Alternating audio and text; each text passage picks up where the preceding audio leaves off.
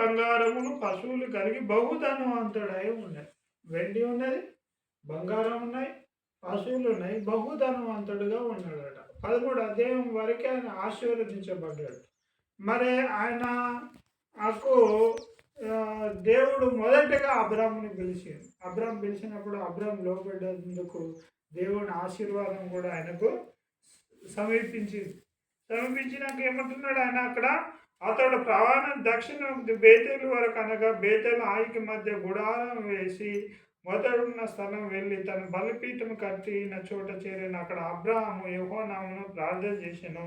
అబ్రాహాముతో కూడా లోతుకు గొర్రెలు గుడారములు ఉండని గనుక వారు కలిసి నివసించుటకు ప్రదేశం చాలుకు. ఎందుకనగా వారి ఆస్తి వారు కలిసి నివసించలేనంత విస్తారంగా ఉన్నది. ఈ లోతు కూడా ఈ అబ్రాహాం ద్వారా అబ్రాహాము చేత అబ్రాహాము ఆశీర్వాదం ఆ లోతు మీద కూడా వచ్చింది. ఆయన కూడా ఆశీర్వదించబడ్డాడట. ఈ లోతు అబ్రాహాము ఆ ప్రాంతంలో ఉంటే ఆ ప్రాంతంలో భూమి వీళ్ళ ఆస్తికి సరిపోలేదట. ఏమున్నదట, ఆ కలిసి నివసించిన ఆ ప్రదేశం చాలకపోయింది. ఎందుకనగా వారి ఆస్తి కలిసి నివసించలేనంత విస్తారంగా ఉండెను అని చెప్తున్నాడు. ఏమొచ్చింది, కలిసి విస్తారంగా ఉంటాడు. కానీ ఈయన కరువు వచ్చిందట. అబ్రాహాం దేశంలో కరువు వచ్చిన కరువు భారంగా ఉండేది కనుక అబ్రాహాము ఐగుప్తు దేశం నివసించడానికి అక్కడికి వెళ్ళాను. ఈ కానాను ప్రాంతం నుండి ఆ ఐగుప్తులో ఆహారం ఉన్నది, అక్కడ సమృద్ధి ఉంది అని చెప్పేసి ఈ కానాను ప్రాంతం నుండి కరువులో ఉన్నాడు కాబట్టి ఆ కరువును జయించాలి. గొర్రెలకు, తన పనులకు, తన భార్యకు, తన లోతుకు, వీళ్ళందరికీ ఆహారం కావాలి కాబట్టి కరువులో మనం ఐగుప్తు దేశానికి వెళ్దామని ఆ కరువులో ఆ కానాను ప్రాంతం నుండి ఐగుప్తుకి వెళ్ళిండట. అక్కడ వెళ్ళినప్పుడు సారాతో, ఇదిగో నువ్వు చక్కని దానిని ఎరుగుదును, ఐగుప్తుని చూసి ఆమె అతని భార్య అని చెప్పి అతను చంపి నేను బ్రతకనిచ్చేదరు. నీ వల్ల నాకు మేలు కలుగుటను బట్టి కాక నేను బ్రతుకున్నట్లు నా సహోదరి దయచేసి చెప్పమని. అక్కడ చక్కని అమ్మాయి ఆ ప్రాంతంలో ఎవరుంటే ఆ పరో ఆమెను పొగిడి పరోగా చేసుకుంటాడు. ఆ ప్రాంతంలో అతనికి ఒకళ్ళ భర్త ఉంటే ఆ భర్తను చంపేస్తారు. ఆ చక్కకున్న దాన్ని బట్టి ఆ సారాను వాళ్ళు సొంతం చేసుకుంటారు.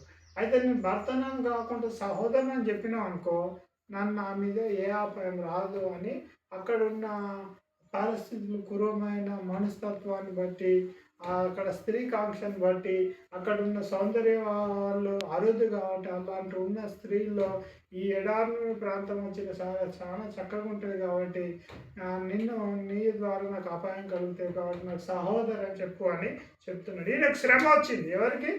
కరువు వచ్చింది, భార్య కూడా శ్రమ వచ్చింది. అయితే ఈయన ఏం చేశాడంటే అబ్రాహాము ఐగుప్తులో వెళ్ళినట్టు ఐగుప్తులో ఆ స్త్రీని మిక్కిలి సౌందర్యవతి ఉండటం చూసి ఫరో అధిపతులు ఆమెను ఫరో ఎదుట ఆమెను పొగడిటి కనుక ఆ స్త్రీ ఫరో ఇంటికి తేబడింది. ఏం చేసిందంట, ఈ స్త్రీని కనుగొని ఫరో దగ్గర ఇంటికి తీసుకుపోయి చక్కంది కాబట్టి ఆ చక్కదనాన్ని బట్టి రాజు ఏదైనా బహుమానం ఇస్తాడేమో అని ఐగుప్తు రాజు దగ్గరికి ఈ సారా తేబడ్డదట.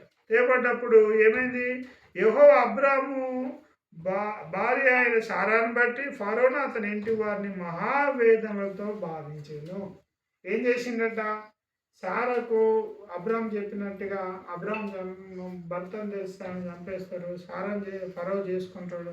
ఇది రెండు దేవుడికి ఇష్టం లేదు. కాబట్టి ఈ ఎవరు జోక్యం చేసుకున్నాడు, అక్కడ అబ్రాహాం జోక్యం చేసుకోలేదు, సారా జోక్యం చేసుకోలేదు, దేవుడు జోక్యం చేసుకున్నాడు. ఏమన్నాడంటే మీకు బలం లేదు, మీకు తినడానికి తిండి లేదు, కరువుల కోసానికి వీళ్ళ మీద వీళ్ళ దేశం మీద ఆధారపడి ఎట్లున్నా మా పశువులు బతుకుతామని ఆర్థిక పరిస్థితుల్లో సతమతంలో కరువులో వచ్చింది. మీకు శక్తి లేదు, వాళ్ళు శ్రీమంతులు, వాళ్ళు ధనవంతులు, వాళ్ళతో మీరు పోరాడలేదు కాబట్టి నేనే యుద్ధం చేస్తా అని రాజును ఫరోను అతని కుటుంబం అందరినీ బాధ పెట్టేసిండట దేవుడు.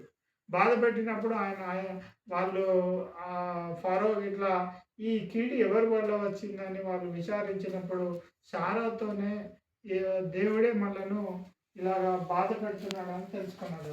తెలుసుకొని ఏం చేసిందట, తెలుసుకొని ఆమె సహోదరుని ఎలా చెప్తుంది, నీ నాన్నను నీ భార్య చేసుకుందునేమో, ఇదిగో ఈ భార్యను ఈమెను తీసుకొని పొమ్మని చెప్పాను. ఈ సారాన్ని బట్టి ఫరో అతని ఇంటి వారికి మహావేదనలు బాధించానని అబ్రాహాముని పిలిపించి నీవు నాకు చేసినది ఏమిటి చెప్పు, నీకు మేలు చేయాలని వస్తే మా కుటుంబానికి ఇంత బాధ తెచ్చినావు, ఇగో నీ భార్య అని ఎందుకు చెప్పలేదు, చెల్లెలని ఎందుకు చెప్పినావు, ఇగో ఇక్కడ తీసుకొని పో అని చెప్పి ఏం చేశారట, అతనికి విషయమై తన జనులకు ఆజ్ఞాపించినందున అతని భార్యని కలిగిన సమస్తమును పంపివేసిరి.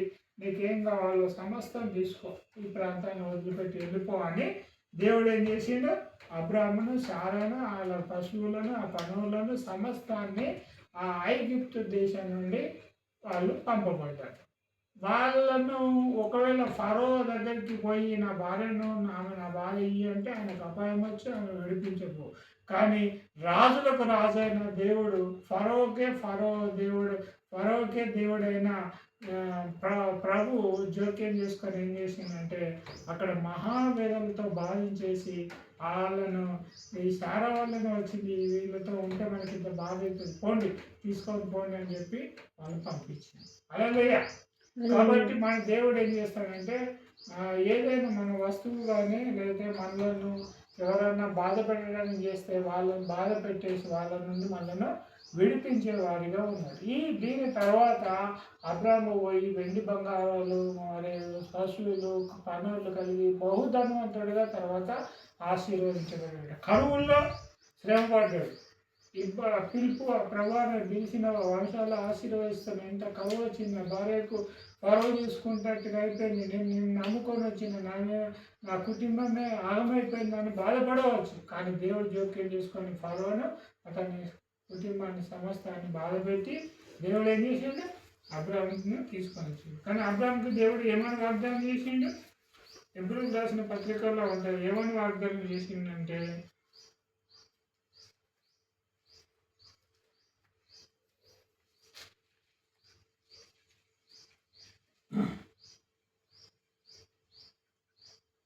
అబ్రాహాము 8వ అధ్యాయము హెబ్రోను 11:8 ఉంది. అబ్రహాము పిలువబడినప్పుడు విశ్వాసం బట్టి పిలుపునకు లోబడి తాను శాస్త్రంగా పొందనైన ప్రదేశము బయలు వెళ్ళాను, మరి ఎక్కడికి వెళ్ళాలో అది ఎరగకనే బయలుదేరాను. ఏమన్నాడా,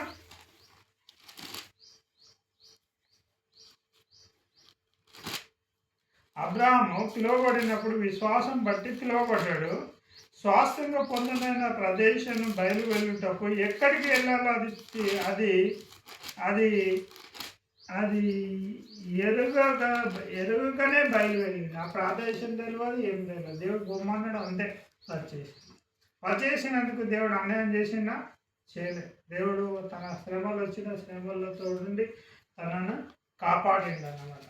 కాబట్టి బైబిల్లో మరి ఇంకొక మాట ఉంటుంది, అబ్రాహామును దేవుడు ఏమన్నాడట అంటే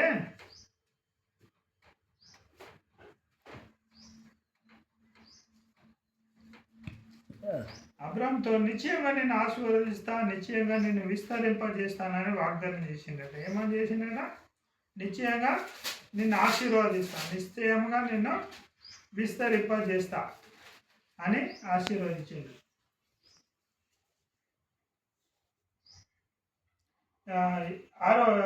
హెబ్రీయులకు రాసిన పత్రిక 6వ అధ్యాయము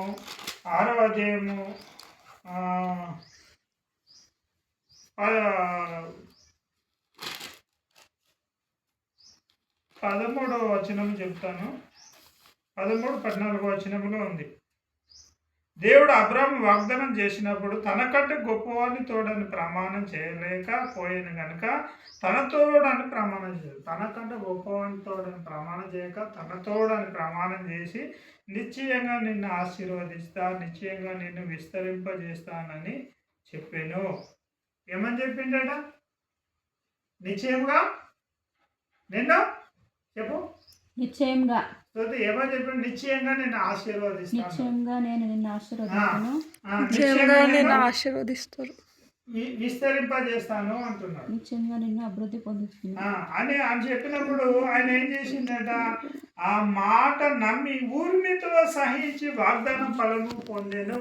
ఆ మాట నెరవేరే వరకు ఓపిక పట్టిండాడు. దేవుడు నాకు మాట ఇచ్చిండు, నన్ను ఆశీర్వదిస్తా అన్నాడు, దేవుడు నన్ను విస్తరింపజేస్తా అన్నాడు అని ఎన్ని కష్టాలు ఎన్ని ఇబ్బందులు వచ్చినా దేవుడు ఒకరోజు నన్ను ఆశీర్వదిస్తే ఒకరోజు నన్ను పైకి లేవనెత్తాడు, నేను ఆశీర్వాదంగా ఉంటాను, దేవుడు నన్ను వదలడు అని విశ్వాసంతో ఊరిమితో సాయించిండట. సాయించి వాగ్దానాన్ని పొందుకున్నాడు. ఎవరు పొందుకున్నాడు? అబ్రాము పొందుకున్నాడు. ఈ అబ్రాము ఉరిమితో సాయించి వాగ్దానాన్ని పొందుకున్నాడు. నిశ్చయంగా నేను ఆశీర్వదిస్తానండి. బైబిల్లో సామెతల్లో 10వ అధ్యాయము 22వ వచనంలో ఉంది. ఏముంది? ప్రసంగి అంటాడు, ప్రసంగి అనే సొలొమోను రాజు చెప్తాడు, సామెతలు 10:22వ వచనంలో యెహోవా ఆశీర్వాదము ఐశ్వర్యం ఇచ్చును అని ఉంటుంది. ఏముంటుంది?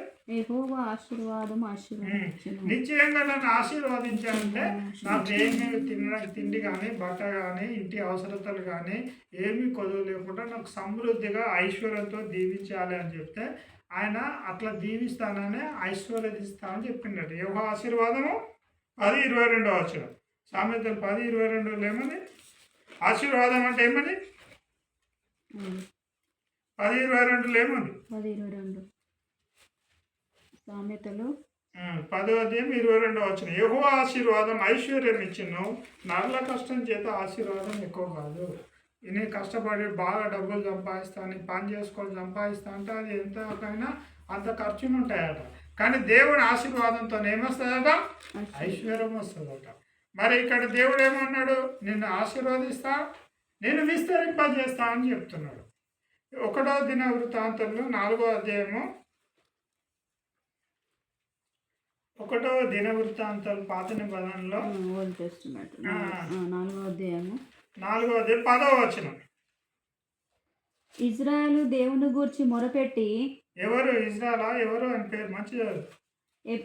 ఎబ్బేజు ఇజ్రాయేలును దేవుని గూర్చి మొరపెట్టి, నీవు నన్ను నిశ్చయంగా ఆశీర్వదించి నా సరిహద్దును విశాలపరిచి నీ చెయ్యి నాకు తోడుగా ఉంచి దయచేసి నాకు కీడు రాకుండా దానిలో నుండి నన్ను తప్పించుము అని ప్రార్థింపగా దేవుడు అతడు మనవి చేసిన దానిని అతనికి దయచేసెను.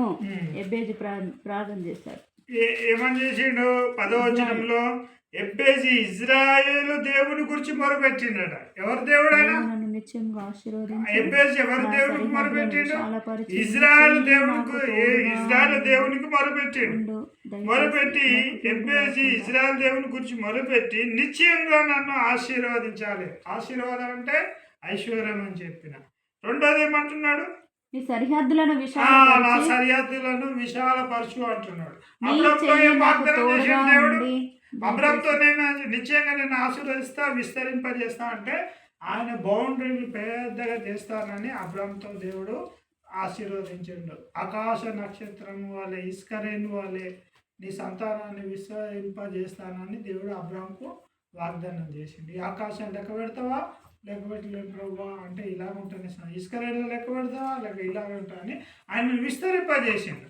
అయితే ఈ ఎబ్బేజు కూడా అట్లే అంటున్నాడు, ప్రభా నన్ను ఆశీర్వదించాలి, ఇంకోటి నా సరిహద్దులను విశాలపరచాలి. మూడోది ఏమంటున్నాడు? నీ చెయ్యి నాకు తోడుగా దయచేయాలి. నాలుగోది ఏమంటున్నాడు? ఏ కీడు రాకుండా నన్ను కాపాడు. కీడు రాకుండా. అబ్రాహాముకు మరే నిజంగా దేవుని చేయి తోడుకున్నది. ఫరో దగ్గర తన భార్య కష్టాల పాలయ్యేటట్టుగా ఫరో చేసుకుంటే పరిస్థితులు వచ్చినాయి. ఆయన చేయి తోడుగుండి ఏం చేసిండు? ఆయన కీడు రాకుండా దేవుడు ఆయనను ఫరో చేతుల నుండి దేవుడు అబ్రాహాం భార్యను విడిపించి మళ్ళా తర్వాత ఏం చేసిండు? 13 అధ్యాయులు వెండి బంగారములు కలిగి పశువులు కలిగి బహుధనవంతుడై ఆ భూమి భరించే ఆ ప్రదేశము భరించలేనంత ఆస్తిగా దేవుడు దీవించాడు. కాబట్టి అబ్రాహాము పిలిపేంటిది? నేను ఎక్కడికి నిశ్చయంగా ఆశీర్వదిస్తా, విస్తరింపజేస్తా అంటే వాగ్దానం నమ్మి ఉరిమితో సాయించి వాగ్దానం పొందాడు. ఎక్కడికి వెళ్తాడో తెలియకుండానే బయలుదేరాడు. ఆ దేవుని ఆశీర్వాదం అనుకున్నాడు. ఇప్పుడు అబ్రాహాము అనేక జనులకు తండ్రి అయ్యాడు. దేవుడు వాగ్దానాన్ని నెరవేర్చాడు. ఆమె ప్రార్థన. ప్రభా నీకు వందనం, నీకు స్తోత్రాలు చెల్లిస్తున్నాం యేసయ్య. అబ్రాహామును పిలిచినావు, కల్తీలో ఊరు నుండి పిలిచావు ప్రభా, నేను గొప్ప జనంగా చేస్తాను. నీ బంధువుల నుండి, నీ తండ్రి ఇంటి నుండి, నీ దేశం నుండి బయలుదేరి వెళ్ళు, నీ చూపించే దేశం వెళ్ళు. నేను గొప్ప జనంగా చేస్తాను. నేను ఆశీర్వదించి వారిని ఆశీర్వదిస్తాను, నేను శపించి వారిని శపిస్తాను. భూమి యొక్క వంశం నీ మూలంగా, నీ సంతానం మూలంగా ఆశీర్వాదం ఉంటావని వాగ్దానం చెప్పినప్పుడు ఆ వాగ్దానం బట్టి యెహోవా నన్ను ఆశీర్వదిస్తాడు, విస్తరింపజేస్తాడు అని ఉరిమితో సహించి ఎక్కడికి వెళ్ళాలో తెలియకుండానే బయలుదేరాడు ప్రభా.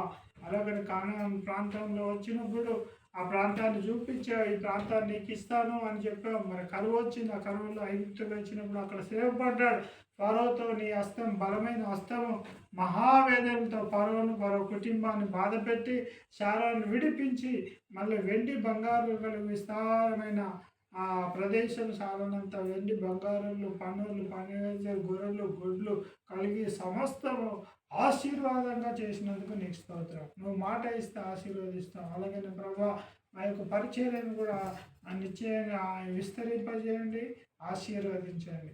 ఈ వీడియో చూస్తే ప్రతి ఒక్క బిడ్డను దర్శించండి, వారి యొక్క రోగాలను తొలగించండి, వారి యొక్క బలహీనతల్లో యేసునామములో స్వస్థత కలుగును గాక. ఆర్థిక ఇబ్బందుల నుండి నీ ఐశ్వర్యం కలుగును గాక ప్రభా. వారి యొక్క సమస్యల నుండి, అపవాది కట్టల నుండి విడిపించి ఇప్పుడే విడుదల కలగజేయండి. స్వస్థపడత యేసునామముని అనాయింటింగ్ రిలీజ్ చేస్తుండగా వారికి కావాల్సిన కార్యాలు, కావాల్సిన అవసరతలు, కావాల్సిన సమస్యలను విడిపించి మయం పొందమని నీ అనాయింటింగ్ రిలీజ్ చేసి స్వస్థపరచుమని, ఆత్మను విడుదల దయచేసి రక్షింపబడి చేయమని యేసునామమున ప్రార్థిస్తున్నాను. ఆమేన్.